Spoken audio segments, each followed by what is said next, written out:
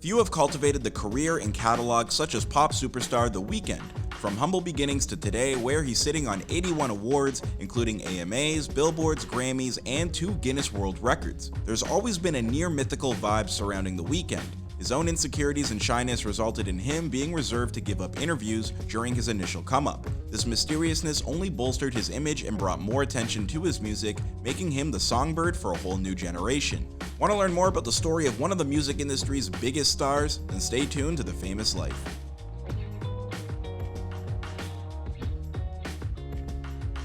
Abel McConan Tesfaye was born on February 16, 1990 in Toronto, Canada. His parents McConan and Samra came to Canada in the 80s from Ethiopia.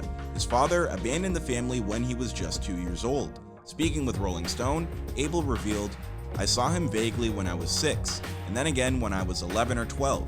And he had a new family and kids. I don't even know where he lived. I'd see him for like a night. I'm sure he's a great guy. I never judged him. He wasn't abusive. He wasn't an alcoholic. He wasn't an asshole. He just wasn't there." When Abel's mom wasn't at night school, she was working several jobs, including that of a nurse or doing catering.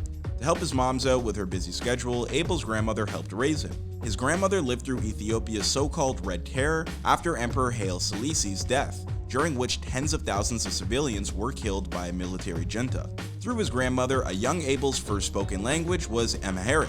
He was a lonely little kid dreaming of having a brother and attended an Ethiopian Orthodox church where he was first introduced to music. The next icon who would influence him greatly and to this day was none other than Michael Jackson. MJ had become somewhat of a hero to the people of Ethiopia through his song We Are the World, a song dedicated to the nation. Abel's sights don't stop till you get enough as the song that helped him find his voice. In elementary school, Abel was in French immersion and spoke French all day, something other kids get made fun of for at recess. Growing up in Scarborough, he attended Samuel Hearn Middle School and started loving the sweet R&B sounds of the 90s. He was listening to Aaliyah, Missy Elliott, Neptunes, Timberland, and Genuine. Then he started smoking pot when he was 11 years old, so naturally Pink Floyd and Zeppelin were thrown in the mix.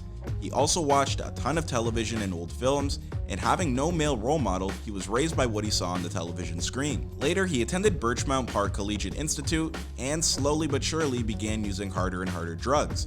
When he was 16, he was at a college toga party and lost his virginity in a drunken, sloppy encounter. He remembers it being a horrible experience, but has clearly made up for it if his music is evidence for anything along those lines. When he was 17, Abel was kicked out of school and forced to attend a much rougher one on the other side of town. After 6 months, he dropped out in the 11th grade. Self-conscious about his intellect, he would do crosswords to keep up his vocabulary. He soon convinced 2 of his friends to move out with him, at first with him putting a mattress in the back of a van. Eventually, they ended up taking up residence at 65 Spencer in the rundown Toronto neighborhood of Parkdale. There was also another apartment that he lived at for some time at 70 Shooter Street. Teenagers out of school, they could do whatever the hell it is that they wanted to do. They started going to local bars and developed quite the reputation with the ladies. They spent what money they could on alcohol and drugs, including ketamine, cocaine, MDMA, mushrooms, cough syrup, and kept themselves going on food that they would steal from the supermarket. Knowing his passion and God-given talent for music, Abel would entertain his friends during their chill sessions. Eventually, this led to the development of the hip-hop duo, Bullies and Nerds, and he would rap and sing under the name Kin Kane. When that didn't take off, he wrote songs for a production company called Noise, keeping in mind artists like Justin Timberlake and Drake. He soon formed EXO with his roommates and adopted the moniker of The Weeknd. To avoid copyright issues with an existing band, he dropped the final E. Abel then met producer Jeremy Rose and pitched him a dark self-titled R&B album. Rose supplied the brooding instrumentals with Abel's soaring vocals and pumped out 3 tracks in one sitting. In December 2010, he uploaded The Morning, Loft Music, and What You Need, and started messaging all his friends via text and Facebook to take a look. All of the friends that he had made in Toronto via the party and music scene tuned in, and the views started to climb to the hundreds and then the thousands. His tracks reached the ears of Drake's manager, who posted it on Drizzy's blog, and from there, his voice was heard all over the world. The Weeknd released his House of Balloons mixtape a few months later, again for free download on his website, but the cover art didn't show his face. He told Rolling Stone, "I was everything an R&B singer wasn't. I wasn't in shape, I wasn't a pretty boy, I was awkward as fuck. I didn't like the way I looked in pictures when I saw myself on digital camera. I was like, yeesh." Abel wasn't sure he packed any star appeal. Instead, he used artful nudes of some young hotties instead to sell his music for him. His mixtape gained critical praise, and even though people had no idea if The Weeknd was a person or a group, people were eating it up. Abel was dodging interviews left and right, and then in July 2011, decided to lift the veil and go on tour. Inspired by artist Jean-Michel Basquiat, Abel wanted to be an icon, so he began to grow his hair into whatever shape he desired. He also began taking some dance classes to better his performances.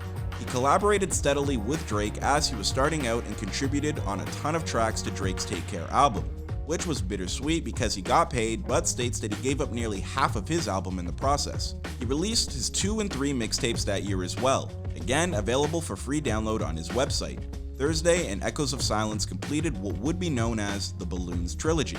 Afterwards, major labels came knocking. He signed with Republic Records, started playing massive concerts and music festivals, dating supermodels and bumping up his net worth to $92 million. The Weeknd would go on to make major strides in the music industry, like performing at the Super Bowl halftime show, winning countless awards and sold-out tours. He just released an album titled Dawn FM that features the likes of Quincy Jones and fellow Canadian Jim Carrey. If you enjoyed hearing about the story of The Weeknd, then please be sure to like and subscribe. Don't forget to let us know who you would like to see featured next on The Famous Life. Thanks for watching, and I'll see you in another video.